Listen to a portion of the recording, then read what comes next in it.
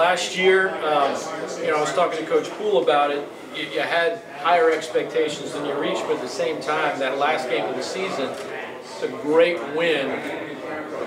You don't want to, I guess, dwell too much on last season, but how does winning a game like you guys won at Comeaux kind of benefit you bleeding into the next year? It doesn't at all. It definitely left a good taste in our mouth. It let us know that we're on the right path. What you think? Basically what Jacob just said, it made everybody look at us differently. Because before that, everybody looked at us as a losing school, that we weren't good at football. But seeing us beat a playoff team, that just made them stand back and say, "Is that Lafayette High?" Yeah. It was really a beginning of a winning culture at the school. For people to see us come out in that last game and dwell together the way we did going into the next season, it was kind of more of a we can trust this team going into next season because we've seen what they can do and the fight that they have when they really commit themselves to the game. And Coach Poole talked about it as well. Just you felt like all that work you're putting in, you're starting to see, the fruit from those seeds you planted and all that labor. Going into this season, what's the goal for Lafayette High? Win 1 week at a time. Yeah, same thing, reiterating, win 1 week at a time and 15 games. How do you guys get that done today, day to day? What do you do? Just constantly putting in work, every day trying to fix things, every day trying to get better. No off days. Having a change last year on offense later in the season with Coach Poole calling the plays, and now a whole kind of off season and a summer camp and getting into the fall and now in class. Kind of stability at the coordinator spots or play calling spots, offense and defense. What's the difference? The difference I say on the defensive side of the ball is it's a little bit of a change with Coach Knight being our DC this year, and honestly I think the change was for the better.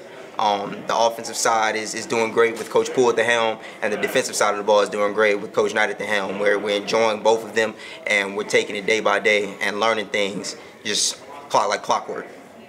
With Coach Poole calling the plays, it's a lot more crisp and a lot easier for us to understand the plays. And if we have a question, we can ask him directly. And as a center, that keeps you busy. Yes, sir, sure does. Yeah, so it changes about every week, but they put it in a way that we can understand it and where we can succeed from it. So tell us something about your running back right here that maybe the common fan wouldn't know. It's safe to say that he's going to have a 1,000-yard season, and I'll just put that on record right now. I believe in him. He's coming from under Trey Davis's wing, who is easily, in my book, the best running back in the state. So to say that, at least that Corren's going to have a season.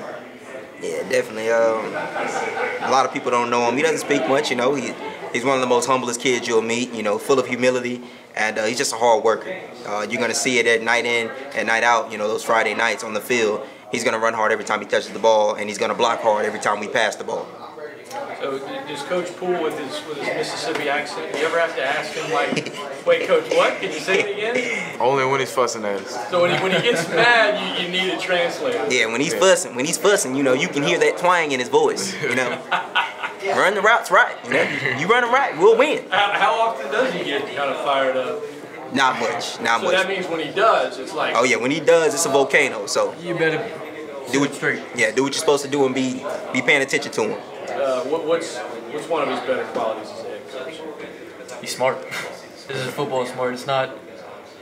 I think when we had the Veer, everything was dumbed down so much, and they were trying to make things as simple as possible, but you can't win games like that anymore, unless you're KDN, I guess. But I think now, we're in a better path. I would say just his care for his players and his coaching staff, and also for the parents. For the program as a whole, he makes sure, he tries to make sure that everything is where it's supposed to be. And when it's not, he makes sure that it's top priority to take care of that. His knowledge for the game is unbelievable. I don't think I've ever met a coach with his much knowledge and experience in the game of football.